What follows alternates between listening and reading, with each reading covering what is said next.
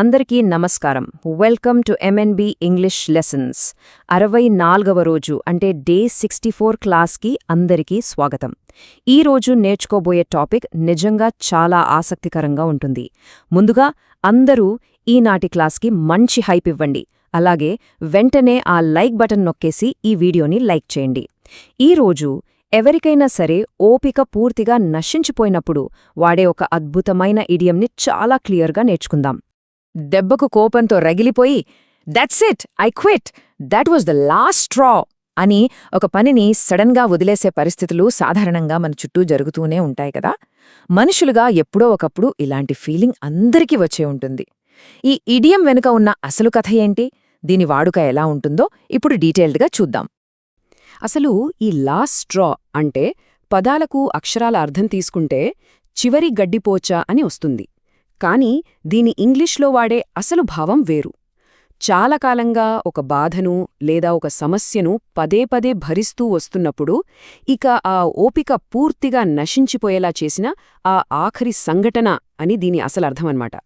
అంటే ఆ సంఘటన జరిగిన తర్వాత ఇక ఏమాత్రం భరించలేము, అక్కడితో ఓపిక నశించింది అని అర్థం. దీన్ని ఇంగ్లీష్లో ఎగ్జాక్ట్గా డిఫైన్ చేయాలంటే The last straw is the final small problem that causes a big reaction. వినడానికది పెద్ద సమస్యగా అనిపించకపోయినా అప్పటికే ఉన్న కష్టాలకు ఈ చిన్న ప్రాబ్లం కూడా తోడైతే అదొక పెద్ద బర్స్ట్కి కారణమవుతుంది.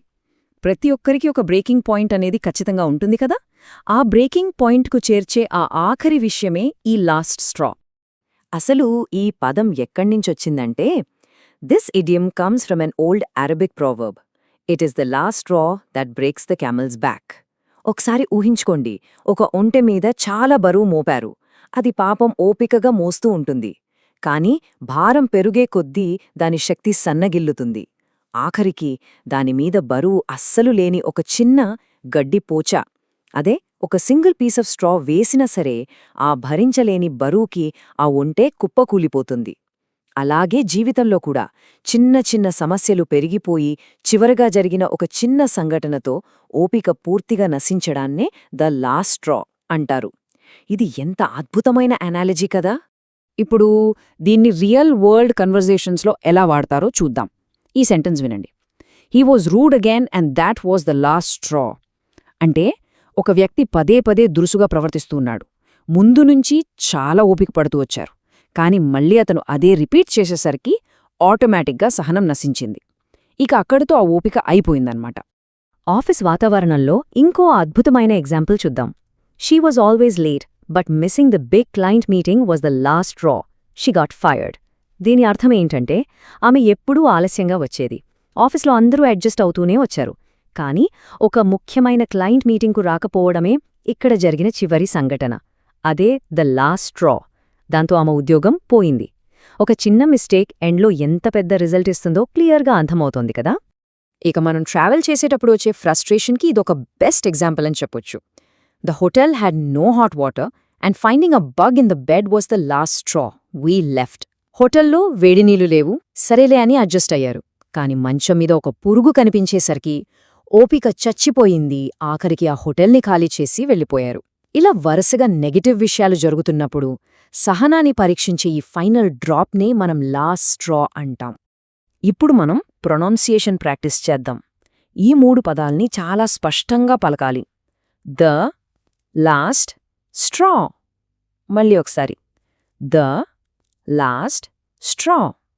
ఏ పదానికి ఆ పదం స్పష్టంగా, కొంచెం గట్టిగా, ఆ ఇరిటేషన్ లేదా కోపం తెలిసేలా పలికితే కన్వర్సేషన్లో చాలా న్యాచురల్గా అనిపిస్తుంది. ఇప్పుడు అస్సలైన పాయింట్కొద్దాం. Everyone has a breaking point. ఈరోజు అందరికీ ఒక ఛాలెంజ్. ఎవరికైనా దేనిమీదైనా విపరీతమైన కోపమొచ్చి ఎగ్జాక్ట్గా that was the last straw అనిపించిన సంఘటనలు ఎన్నో ఉంటాయి.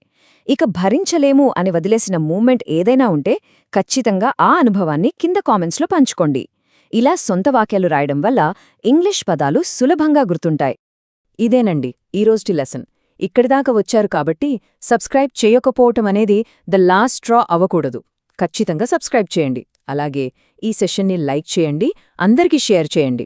ఎవరి జీవితంలోనూ ఏ చిన్న సంఘటన లాస్ట్ డ్రా కాకూడదని కోరుకుంటూ మళ్ళీ డే 65 క్లాస్లో ఒక సరికొత్త టాపిక్తో కలుద్దాం. అంతవరకు అందరూ ఆనందంగా నేర్చుకుంటూ ఉండండి.